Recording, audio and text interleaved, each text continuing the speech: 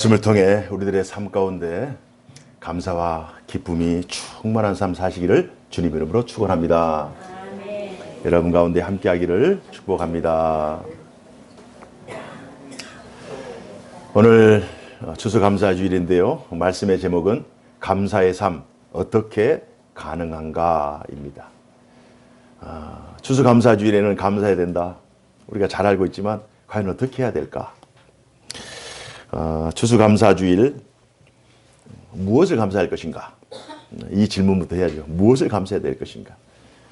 구약성경 출애굽 세대들은 하나님께 받은 은혜, 그 은혜에 대해서 하나님께서 약속하신 약속의 땅에 도착해서 그 땅에서 얻은 첫 수확을 가지고 하나님 앞에 감사했죠.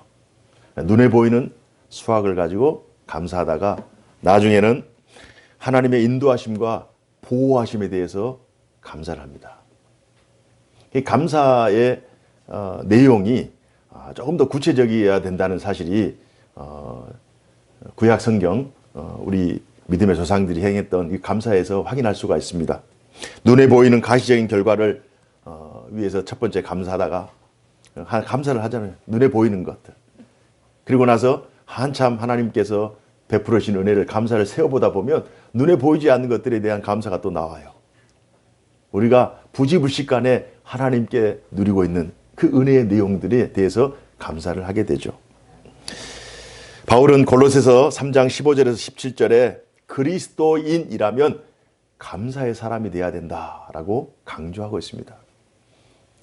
바울이 감사를 왜 강조했을까요? 제가 골로새서 3장 15절에서 17절 말씀을 대신 읽어드립니다.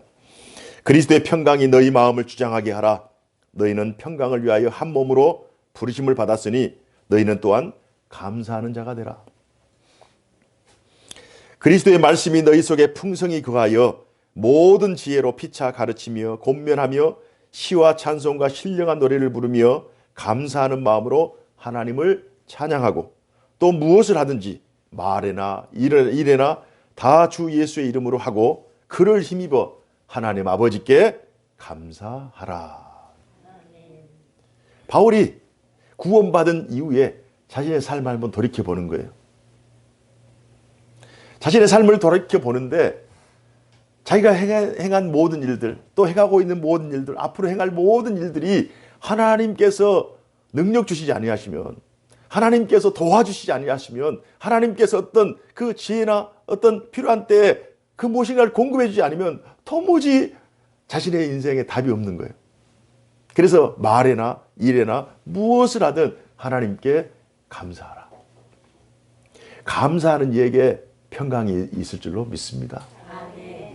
그래서 어떤 사람은 믿음의 크기, 과연 그 사람이 믿음이 있느냐, 얼마만큼 있느냐, 그 크기를 측정할 때 그 믿음의 크기는 곧 감사의 크기라고 그랬어요. 좋은 일이 있을 때 당연히 감사할 수 있죠. 기쁜 일이 있을 때 할렐루야 하면서 기뻐하며 감사할 수 있죠. 그러나 내 생각대로, 내 계획대로, 내 뜻대로 일이 진행되지 않아서 마음의 상처가 크고 아픔이 크고 또 후회가 넘치고 또 불안하고 염려가 넘칠 때 그 어떤 상황이 내가 기대하는 것과 어긋나 있을 때도 과연 감사할 수 있겠냔 말이에요. 내 생각대로 내 뜻대로 진행될 때 우리는 하나님 앞에 나와 기쁨으로 감사할 수 있겠지만 그러나 그렇지 않은 그리 아니하실지라도 우리의 마음과 우리의 삶 속에 감사가 넘쳐나겠냔 말이에요. 이때 믿음이 필요한 거죠. 그래서 우리는 앞에 놓여진 현실을 바라보면서도 감사해야 되지만 또 현실 너머에 있는 또 미래 저 멀리 있는 그 하나님의 축복을 끌어당겨서 미리 감사하면 감사의 씨앗이 뿌려지는 곳에 감사의 풍성한 열매가 맺어질 줄로 믿습니다. 저는 그러한 복된 감사의 삶이 여러분의 삶이 되기를 주님 이름으로 축복합니다. 이스라엘 백성들이 절기를 정하여 특별한 날에 감사했다면 오늘날 우리 그리스도인들은 언제 감사해야 될까요? 우리는 특별한 날을 정해서 감사하는 것이 아니라 우리는 범사감사. 범사감사. 바울이 감사는 범사에 해야 된다. 그리고 이것은 하나님의 뜻이다. 오늘 우리가 읽은 본문의 그 내용을 명시하고 있어요. 우리 데살로니가 전서 5장 16절부터 18절까지 한번 다 같이 읽어봅시다. 시작. 항상 기뻐하라. 쉬지 말고 기도하라. 범사에 감사하라. 이것이 그리스도 예수 안에서 너희를 향하신 하나님의 뜻이니라. 하나님께서 우리를 향하신 하나님의 뜻, 하나님의 바람, 하나님의 기대, 하나님께서 우리를 구원하신 그 구원 이후에 하나님께서 성도의 삶이 어떠해야 되겠냐라고 하는 어떤 기대감이 있을 거 아니에요? 성도의 삶은 이래야 된다라고 하는 어떤 하나님께서 원하는 어떤 소망들이 있을 거예요. 하나님의 뜻이 뭐냐? 항상 기뻐하는. 그리고 어려운 때나 좋을 때나 항상 기도하는 것. 그리고 범사에 감사하는 것.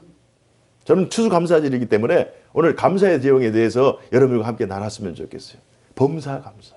어떤 특정한 날을 위해서 어떤 좋은 때만 감사하는 것이 아니라 하나님은 합력하여 선을 이루시는 하나님이기 때문에 지금 당장 얽히고 설킨 것 같아도, 지금 당장 막힌 것 같아도, 지금 당장 문제가 해결되지 않는 것 같아도, 그러나 우리가 하나님 앞에 감사의 씨앗을 뿌리고 우리의 믿음을 잃어버리지 않는다며, 하나님에게 소망을 두고 그 소망이 장차 이루어질 하나님의 그 놀라운 축복이라는 사실을 확신하고 믿음으로 나아간다면 하나님께서는 합력하여 우리에게 감사를 주실 줄로 믿습니다.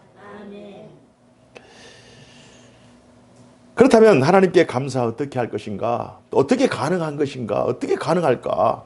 저는 우리가 데살로니가 전서 5장 15절 18절 말씀 너무나도 잘 알아요. 너무나도 잘 알아. 그러나 이 모든 일을 가능하게 하는 그 동력이 있어요. 그 능력은 저는 18절 이후라고 생각합니다. 19절부터 22절까지 한번 다 같이 한번 읽어보십시다. 19절부터 22절까지가 저는 중요하다고 생각해요. 한 4가지 정도를 우리가 힘을 쓰면 우리는 항상 기뻐하고 또 쉬지 말고 기도하고 범사에 감사하는 삶을 살아갈 수 있어요. 다 같이 읽습니다. 시작. 성령을 소멸하지 말며 예언을 멸시하지 말고 범사에 헤아려 좋은 것을 취하고 악은 어떤 모양이라도 버리라. 4가지가 중요해요. 첫 번째, 성령을 소멸하지 말라. 성령은 예수의 영이에요. 우리가 예수의 제자잖아요. 초대교회 성도들은 예수님이 십자가에 달려 돌아가신 다음에 3일 만에 부활하시고 40일 동안 제자들과 함께 사시다가 승천하셨어요. 그러면 그 광경을 목격했잖아요.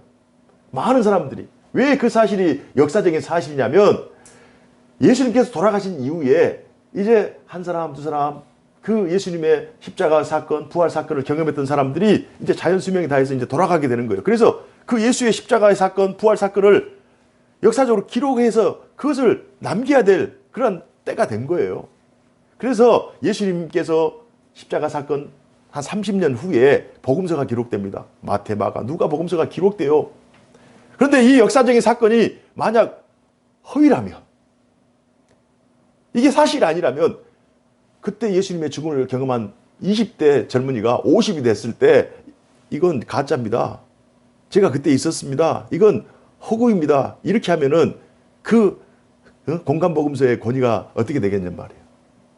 이건 소설이에요. 소설이다. 이건 있을 수 없는 일이에요. 그러나 그럼에도 불구하고 30년 전에 예수의 십자가 사건, 부활 사건에 그 증인들이 여전히 살아있는 그 30년 후에 복음서가 기록됐다니까요. 그리고 그들 역시도 예수의 하나님의 아들 되심과 예수의 구주 되심을 믿음으로 고백하는 거예요.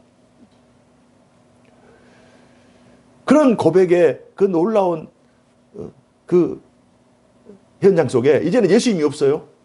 그러나 그들의 마음속에는 늘 예수는 우리와 함께하는 임마누엘 하나님, 예수님은 우리와 함께 하시다, 구주는 우리와 함께 하신다는 그 믿음을 가지고 있었어요. 그 믿음이 두세 사람이 내 입으로 모인 것에 나도 그들 중에 있다라고 하는 신앙 공동체, 예수님이 우리와 함께 하신다. 지금 성찬을 행했지만 성찬을 행하면서 이건 우리 권사님께서 토요일 날 성찬을 위해서 가게에서 사오신 떡이고 또 권사님께서 준비하신 1년 동안 준비한 포도주예요. 성찬을 행하기 전에는 떡 빵이고 포도주예요. 그러나 그럼에도 불구하고 우리가 성찬에 참여한 믿음으로 주께서 이 자리에 함께 하시고 또 주의 성찬을 떼면서 주의 영이 우리와 함께 하셔서 우리가 떡과 잔을 나눌 때 예수의 몸, 예수의 피가 우리와 함께 동화되는 그 놀라운 하나님의 그 예수의 임재가 우리와 함께 하신다라고 하는 그 영적 임재를 경험하게 되는 것이 하나님의 특별한 은혜인 줄로 믿습니다. 이게 믿음이 없으면 안 되는 거예요. 그래서 초기 기독교인들은 예수님은 보이잖아요. 예수님은 없어요. 그러나 그럼에도 불구하고 예수는 우리와 늘 함께 하신다. 그것을 어떻게 고백하느냐? 성령, 예수의 영인 성령이 우리 안에 함께 하신다. 성령이 우리 안에 함께 하셔서 우리가 성령님을 전에는 구약시대에는 하나님을 예배할 때 성전으로 가세요. 그래서 동물 제사를 드려요. 살아있는 것을 죽여서 드려요. 그러나 예수의 십자가로 말미암아 구원받은 이후에는 우리가 예수의 성전이 된 거예요. 예수의 영이 우리 안에 거하기 때문에 우리는 늘 예수와 함께 동행하는 거예요. 그래서 전에는 성전에 가서만 예배를 드려야, 제사를 드려야 됐지만 이제는 예수의 영이 우리 가운데 함께하고 우리가 예수의 전이기 때문에 우리가 하나님을 예배하는 곳 그 어디나 하나님의 교회인 줄로 믿습니다. 그래서 예배의 당이 중요한 것이 아니에요. 예배 드리는 성도들이 함께 모인 것이 교회가 되는 거예요. 그래서 그들의 마음속에 늘 예수의 제자로 살고 싶다. 나는 예수님의 작은 제자다. 나는 리틀 크라이스트. 나는 작은 예수다라고 하는 그 마음이 간절히 있었어요. 그래서 그들이 어떤 환경, 그때부터 이제 박해가 시작되잖아요. 자기의 목숨을 담보로 하고 신앙생활 하는 거예요. 그런데 이런 강력한 예수가 구주이심을 믿는 믿음이 없다면 예수가 내 죄를 용서하시고 또 우리가 예수를 믿어서 영원한 부활의 나라, 영원한 하나님의 나라로 간다는 그 소망이 없으면 어떻게 자기가 박해 속에서 참고 이길 수 있겠어요? 성령이 강력하게 함께 하신다라고 하는 그 사실을 강력하게 믿었어요. 우리도 마찬가지입니다. 우리가 항상 범사 감사를 할 수 있는 가장 근원적인 능력은 성령이 우리 안에 함께 하신다. 성령의 충만함 가운데, 성령 세례는 이례적인 사건이에요. 그러나 성령 충만은 날마다 되풀이되고 매일매일 우리에게 필요한 놀라운 하나님의 은혜이기 때문에 성령 충만을 유지하는 것, 어떤 시련이 와도 어떤 시험이 와도 어떤 어려움이 와도 성령이 충만한 사람의 삶 속에는 감사가 충만할 줄로 믿습니다. 두 번째로는 20절에 예언을 멸시하지 말라. 예언을 멸시하자. 예언이라고 하니까 이 단어에 꽂혀가지고 누가 오늘날에도 예언하나, 이만희가 예언하나, 문선명이가 예언하나? 절대 아닙니다. 절대 그들은 메시아가 될 수 없어요. 왜요? 하나님의 아들이 아니기 때문에, 인간이기 때문에. 이만희가 죽는다, 시선지는 해체가 됩니다. 거짓 선지자들이 많아요. 예언, 계시, 오늘 본문에 말하는 이 말씀하는 예언은 하나님의 말씀, 성경 말씀,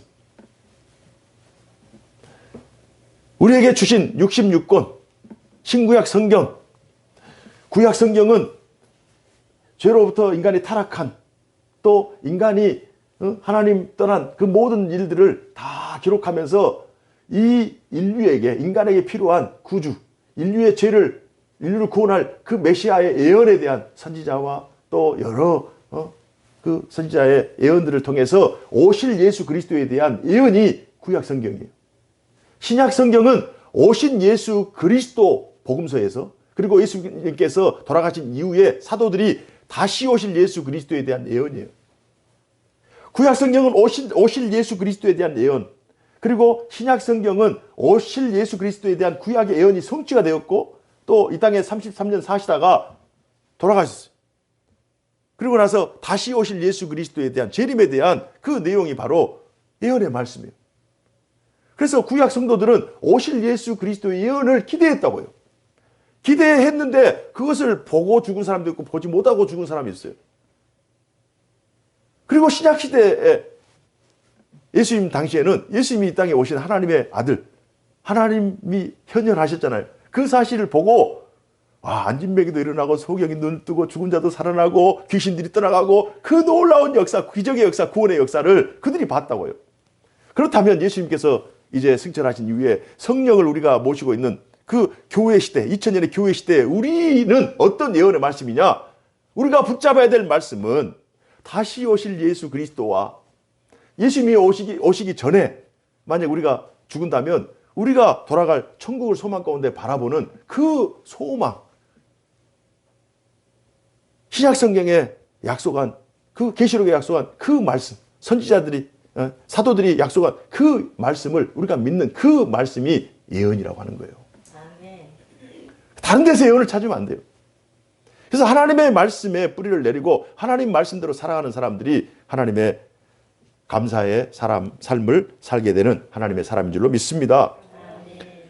그리고 세 번째 21절, 22절은 같은 내용이에요. 범사에 좋은 것을 또 선한 것을 취하라.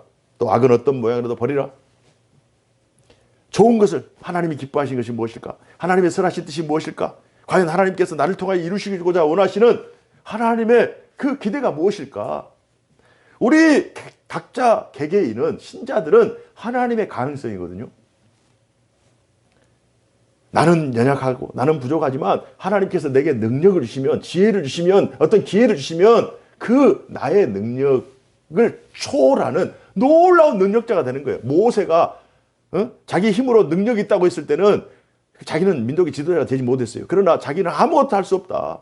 미디안 강에서 40년을 완전히 그냥 목동으로 살고 나서 나는 아무것도 할 수 없다. 내 인생에 과연 하나님께서 역사하실까?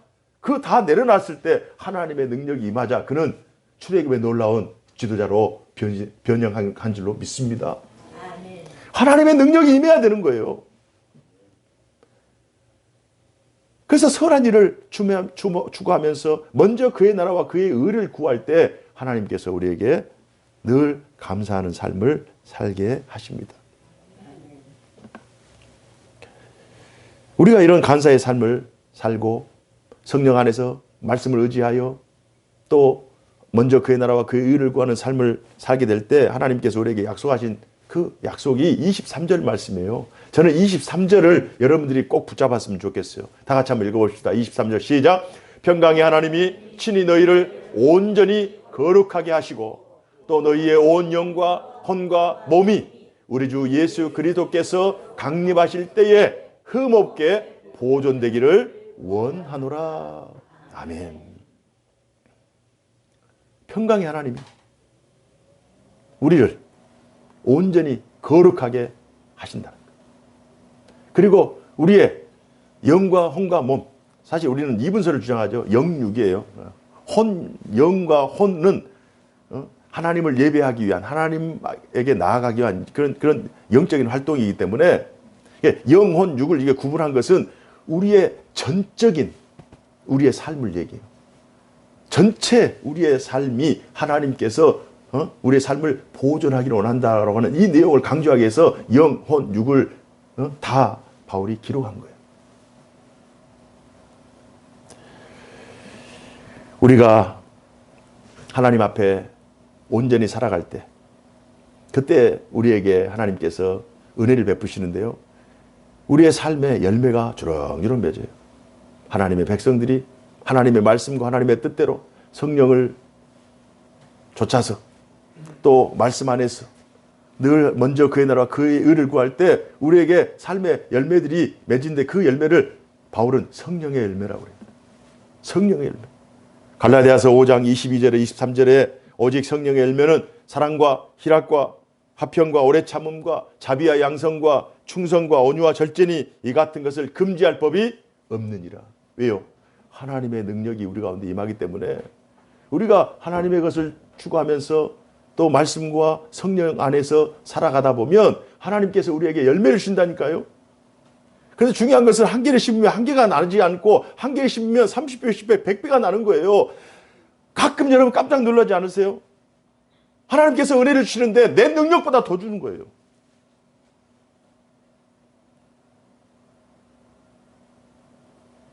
내가 한 일보다 더 하나님께서 내게 보상해 주는 거예요. 내가 뿌리는 것보다 하나님께서 더 주시는 것이 하나님의 은혜예요. 지금 당장 없다고요? 과거에 주셨잖아요. 지금 당장 없다고요? 미래에 또 주실 거예요. 그렇기 때문에 우리는 늘 감사의 씨앗을 뿌려야 돼요. 감사의 씨앗을. 저는 한 해를 돌아보면서 하나님께서 과연 우리에게 한 해 동안 어떠한 열매들을 허락해 주셨는가.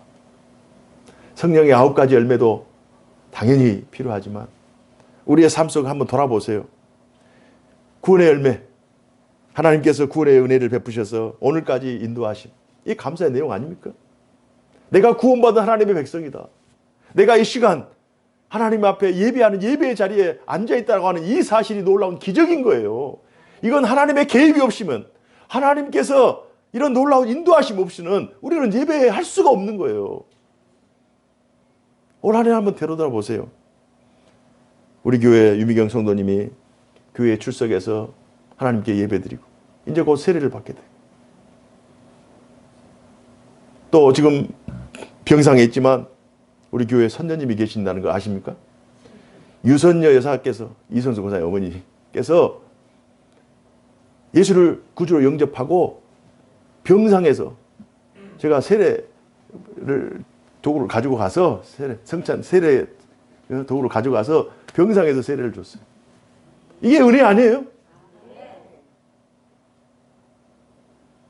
이게 예수 그리스도를 믿느냐 믿지 않느냐는 지금 이 땅에 살 때는 별로 표가 나지 않는 것 같아요.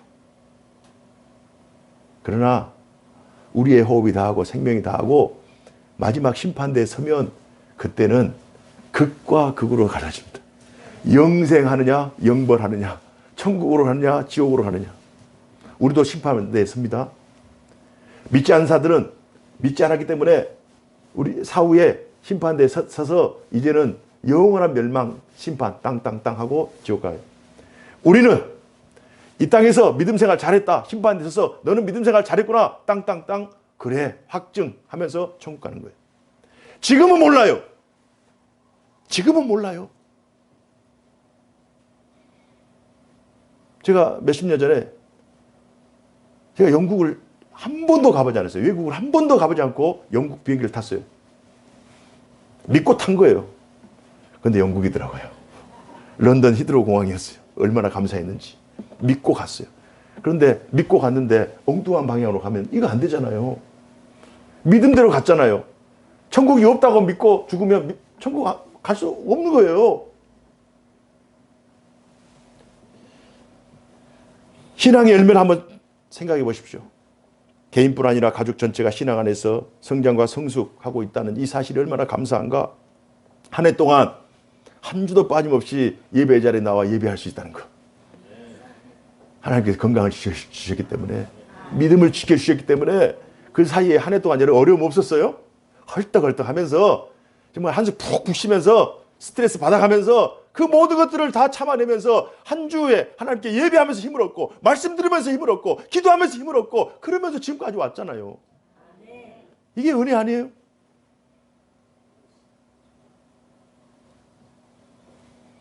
저는 7년 만에 우리 교회가 임직식을 하고 있다는, 할 수 있다는 이것이 은혜라고 생각해요. 코로나 때 주춤했는데 임직식을 할 수 있다는 거, 이게 은혜예요. 기도의 열매는 어떻습니까? 힘들고 어려울 때마다 하나님께 엎드려 기도해야 되겠다는 마음을 하나님께 주신 것이 감사한 거예요. 아, 기도해야 되겠다. 정말 기도밖에 없다. 여러분, 어려움 닥치면요, 기도밖에 없어요. 기도도 안 나올 때 있지만 정신 차리면 또 기도할 수 있어요. 기도밖에 없는 거예요. 기도밖에 없는 거예요.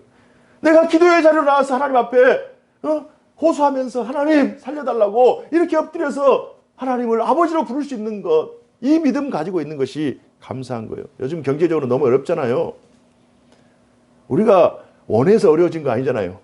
어쩌다 보니까 어려워지고 어쩌다 보니까 세기가 더 어려운데 하나님 앞에 기도할 것밖에 없는 거예요. 기도하면 하나님께서 힘을 주시고 기도하면 위로를 주시고 평강을 주셔요. 빛의 열매에 대해서 감사하십시오. 어둠 속에서 빛으로 살아온 것에 감사해요. 불의와 불법과 타협하지 않고 꿋꿋하게 신앙 양심을 지키고 하나님의 백성으로서 순간순간 살고 있다는 것. 순간순간 말씀이 생각나고 순간순간 성령께서 그 모든 것을 다 재워주신 것에 감사하잖아요. 봉사의 열매는 없습니까? 몸이 피곤하고 상황이 어려운 중에도 맡은 바 직분을 감당하기 위해서 최선을 다해 봉사하는 거예요. 임직을 준비하면서 한 주 동안 열심히 하신 분들, 또 오지는 못하지만 기도하면서 응원했던 분들, 많은 분들이 봉사할 때 하나님의 은혜를 경험하는 거예요. 섬김의 열매는 어떻습니까? 여전히 여건과 환경 어려운 속에서도 섬김의 자리, 낮은 자의 자리, 충분히 높은 위치에 있으면서 불구하고 낮게 스스로를 낮추면서 섬기면 섬길 때 얻게 되는 그 기쁨이 있는 거예요. 예수님께서 맛보았던 기쁨이죠. 사도 바울이 맛보았던 기쁨이죠. 사도들이 맛보았던 기쁨이죠. 여러분들이 지금 맛보고 있는 기쁨 아닙니까? 섬김의 기쁨. 희생의 열매는 어떻습니까? 부모가 자식에게, 자식이 부모에게 최선을 다해서 희생하고 헌신하고 섬기고, 그러면서 하나님 앞에 감사가 나오는 거예요. 이 일을 할 수 있는, 섬길 수 있어서 감사, 희생할 수 있어서 감사, 낮아질 수 있어서 감사. 이게 하나님의 능력이 아니고서는 불가능한 겁니다. 수고의 열매. 다른 사람들은 수고 열심히 해도 소출이 없는데 조금 수고했는데 하나님께서 엄청난 은혜를 주셨어요. 이게 이 모든 것들을 한 분이 다 받으면 이건 하나님 앞에 더 감사해야 되죠. 그러나 하나하나를 한번 세워보자고요. 하나하나를 세워보자고요. 이것 좀 부족하면 나중에 주실 것으로 알고 감사. 이것이 내 생각보다 넘치면 하나님께서 더 주셨으니까 감사. 그러면서 한번 평균을 내보면 하나님께서 한 해 한 해, 한 달 한 달, 한 날 한 날 하나님께서 베푸신 그 은혜가 얼마나 감사한가. 노동에 대해서 나이가 많거나 적거나 일할 수 있는 것이 감사. 나를 찾아주는 이가 있어서 감사. 움직일 수 있는 그 육체의 강건함이 있어서 감사하지 않습니까? 일상의 삶이 너무 감사하잖아요. 일상의 삶. 어제 돌아간 분은 오늘을 누릴 수가 없잖아요. 오늘이라고 하는 이 시간은 새로운 시간이에요. 새로운 피조물이라고요. 하나님께서 새로운 기회를 주시고 새로운 가능성을 주시고 새로운 삶을 주시고 새로운 생명을 주셨기 때문에 오늘을 살아갈 수 있다니까요.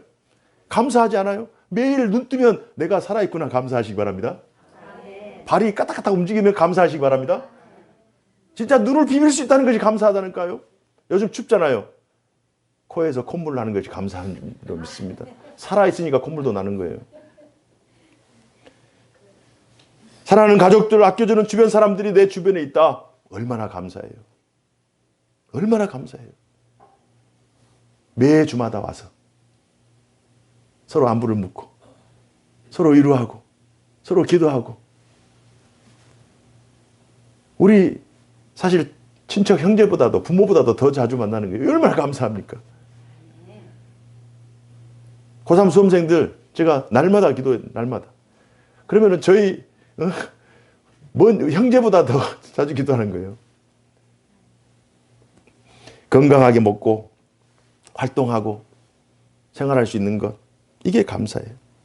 고3 수능 지난 목요일 날 있었는데요. 이게 고3생들에게는 진짜 이게 뭐 언제 그날이 오나 하지만 다 지나가잖아요. 다 지나가잖아요. 준비할 수 있어서 감사. 또 시험을 볼 수 있어서 감사. 그날 늦어서 시험 못 본 사람도 있고 갑자기 급체해가지고 시험 못 본 사람도 있고 정말 두려워서 시험 못 본 사람이 있는데 시험 봐서 감사. 그리고 시험이 끝나서 감사. 결과는 나중에 보더라도. 결과가 마음에 안 들어도 하나님께서 정말 우리는 하나님의 계획 안에 있기 때문에, 하은아, 우리는 하나님의 계획 안에 있기 때문에 이것이 전부인 것 같지만 이것 아니면 하나님께서 더 좋은 것을 예비하고 있다는 그 믿음이 있어야 된다고. 그 믿음 가지고 이 과정에 최선을 다했다면 자기에게 하나님께서 적성이 맞으면 공부로 갈 것이고 안 그러면 다른 길로 갈 것이고 하나님께서 길을 여시는 분은 하나님이에요. 길을 열어줄 때 우리가 그 길을 가는 것이 우리의 인생길을 편하게 가는 것이지 우리가 억지로 갈 수 없는 거예요. 하나님께서 열면 닫을 자가 없고 하나님께서 막으면 풀 자가 없는 거예요. 그래서 감사의 날에 무엇을 감사할 것인가? 뭘 감사해야 돼요? 범사에 감사하시기 바랍니다. 범사에. 돌아보면 다 감사해요. 다 감사. 저는 제 친구 목사가 둘째 아이가 좀 정신적으로 온전하지 않아요. 그래서 저는 늘 걱정해요. 제일 친하니까. 안타까워요. 그거는 딸만 셋, 저는 아들만 셋. 서로 부러워합니다. 너는 좋겠다, 비행기 타니까. 나는 아무것도 없는 나중에 개털이 될 수 있다.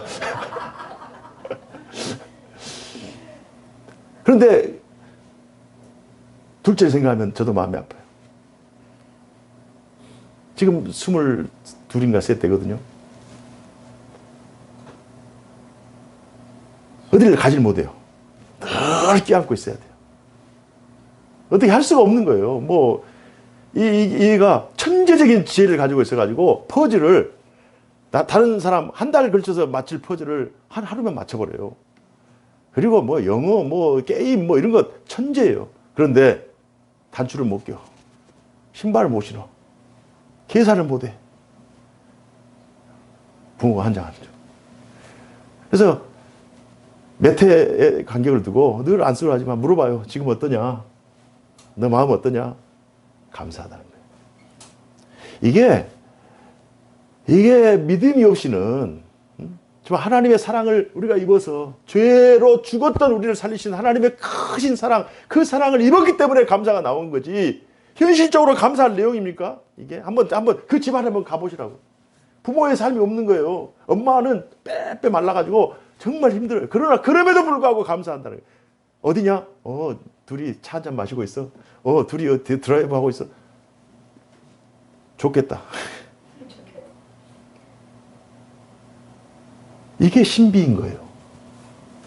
감사는 멀리 있지 않습니다. 하나님 앞에서 하나님께서 내게 베풀, 지금 당장 막힐 때가 있다니까요. 지금 답답할 때가 있어요. 그러나 그것이 영원하지 않아요. 악인이 형통하는 것 같지만 악인의 형통은 길지 않아요. 의인이 고난당한 것 같지만 그 고난도 영원하지 않아요. 짧아요. 하나님께서 길을 내실 줄로 믿습니다. 우리가 오늘 말씀을 통해서 이 감사절에 감사를 선택하는 거예요. 감사를 선택한다는 것은 하나님을 선택한다는 것이고 하나님의 믿음을 선택한다는 것이고 하나님의 일하심을 완전히 나 자신을 의탁하면서 선택하는 것이에요. 저는 그런 놀라운 은혜와 복이 여러분 삶 가운데 함께하기를 주님 이름으로 축복합니다. 기도하겠습니다. 은혜로우신 하나님 아버지, 이 감사절에 하나님 앞에 감히 범사 감사를 선포할 수 있도록 믿음 주셔서 감사합니다. 하나님, 우리의 입술의 고백 하나님께서 들으시고 우리의 삶 가운데 어떤 상황 어떤 환경 속에서도 늘 하나님을 인하여 우리 주 예수 그리스도를 인하여 성령의 능력을 인하여 늘 감사의 삶을 살아가는 저희 모두 되게 하여 주옵소서. 주 예수님 이름으로 기도하옵나이다. 아멘.